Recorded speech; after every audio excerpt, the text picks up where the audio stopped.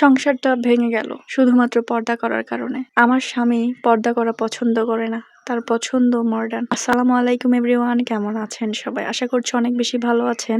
আল্লাহর রহমতে আমরা অনেক বেশি ভালো আছি। নতুন দিনের নতুন একটা ব্লগে আপনাকে স্বাগত। আমি কুলসুম বলছি পাবনা জেলা থেকে। সকালবেলা ঘুম থেকে উঠে রান্না করতে চলে আসছি।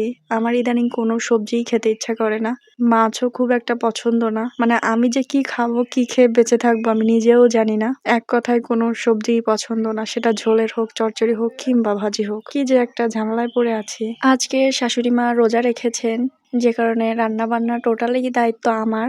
মা গিয়েছে দুধ আনতে মামার বাড়িতে।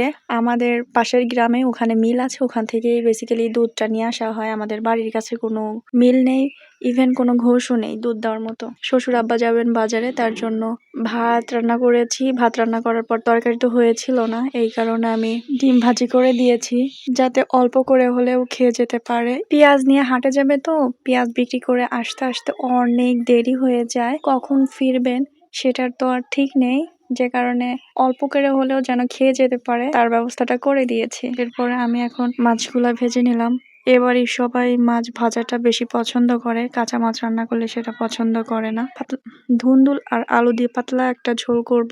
এটা মোটামুটি আমি একটু খাইতে পারি, তাছাড়া কোনো সবজি আমি খেতে পারতাছি না বর্তমানে। সংসারটা ভেঙে গেল শুধুমাত্র পর্দা করার কারণে। আমার স্বামী পর্দা করা পছন্দ করে না, তার পছন্দ মডার্ন। এই কথাগুলো বলতেছিল মাশাআল্লাহ আপু, আমি বলি নাই। উনি একটা লাইভে এসে কান্না করে করে অনেক কথা বলতেছিল। ওনার মেয়ে বেবি হয়েছে, যেটা ওনার হাজবেন্ডের পছন্দ না। কিন্তু একটা শিক্ষিত মানুষের সেটাও তো বোঝা উচিত যে ছেলে বা মেয়ে এটা ডিপেন্ড করে পুরুষের উপর। এখানে তো মেয়েটার কোনো দোষই নেই, তারপরেও বিনা দোষে দোষী। আর সবচেয়ে বড় কথা হচ্ছে যে ছেলে বা মেয়ে সন্তান হচ্ছে আল্লাহ পাকের দেওয়া একটা বিশেষ নিয়ামত। এখানে কারো হাত নেই, ছেলে হবে কি মেয়ে হবে সেটা একমাত্র আল্লাহ পাকই জানে। কারো কোনো ক্ষমতাই নেই এটা পরিবর্তন করার। উনি অনেক শুকনা, ওনার হাজবেন্ডকে নাকি উনি বলেও ছিল যে আমার বডি পার্টের যদি কোনো অংশ তোমার পছন্দ না হয় তাহলে সেটা বলো, আমি চেঞ্জ করব। ইভেন যদি এই শুকনা বডি তোমার পছন্দ না হয় তাহলে আমি জিম করব, তাও তুমি আমাকে ছেড়ে যেও না, মেয়েটার জন্য হলেও চলো সংসারটা করি। কিন্তু ওনার হাজবেন্ড, তার নাকি ভালো জিনিস পছন্দই হয় না। আসলে গু খাওয়া কুত্তা, বুঝছেন? যতই আপনি ভালো মন্দ দেন না কেন সে গু খাবেই। অ্যাকচুয়ালি এ ভাষায় কথা বলতে চাই নাই। উনি আসলে পরকীয়াতে অনেক বেশি লিপ্ত হয়ে গিয়েছেন, যে কারণে উনি চাইলেও এখান থেকে বের হতে পারবে না। অনেকগুলো মেয়ের সাথে নাকি অ্যাফেয়ার, সবার সাথে দেখাও করে। বউয়ের কোনো খোঁজ খবর নেই, কিছু নেই। যতটুকু শুনেছি বিয়ের ড্রেস আপ বলেন, খরচ বলেন, সম্পূর্ণটা নাকি মেয়েটাই দিয়েছিল।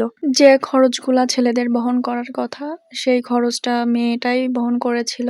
আর তখন নাকি ছেলেটা বেকার ছিল। যখনই সে ইনকাম করা শুরু করে দিয়েছে তখনই সর্বপ্রথম তার শখের নারীকেই লাইফ থেকে আগে বাদ দেওয়ার চিন্তা করতেছে। কি অদ্ভুত!